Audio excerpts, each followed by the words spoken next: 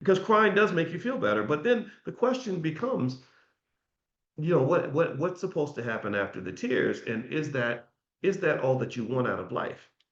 So when I look at that poor kid, what I'm thinking here is that, okay, so he's on the internet telling everybody about what they did to him and how terrible it was. What's his plan gonna be now? What's he gonna do now?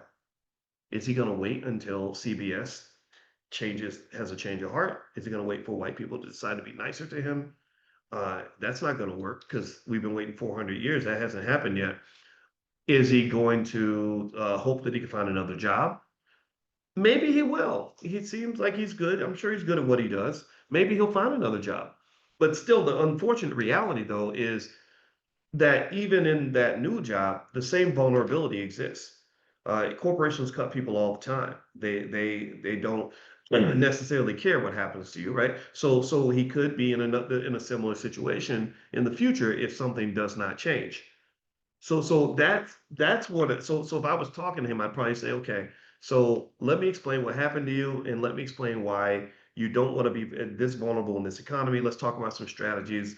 The way that people build wealth and the way that people protect themselves financially is saving their money, getting the side hustle, investing to build a capital base, maybe learning how to start a business, finding a partner in your life, perhaps maybe a spouse or something at some point that also generates income. So you have multiple streams of income coming into the house, right? Just little things like that, right? But then here's the other thing too. Then I go backward in time and I say, okay, so in 25 years, some of y'all got kids that are like 2 years old. So in 25 years, your child will be a 27-year-old, and they're going to be engaging with this economy.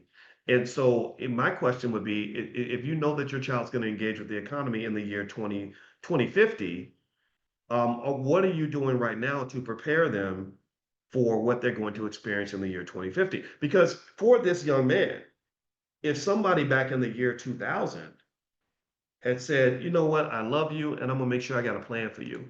You ain't gonna be out here whining and crying because these folks got the best of you. I'm gonna make sure you're ready and prepared. I'm gonna prepare you to be a winner, not a loser, not a victim, right? We're gonna get you ready. So we know the plan. I'm not even gonna go through the drill too much because a lot of you know the drill.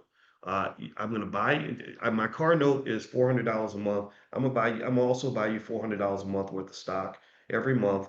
And based on compound interest, by the time you're 25, 26 years old, you're going to have at least 150, $200,000 in the bank.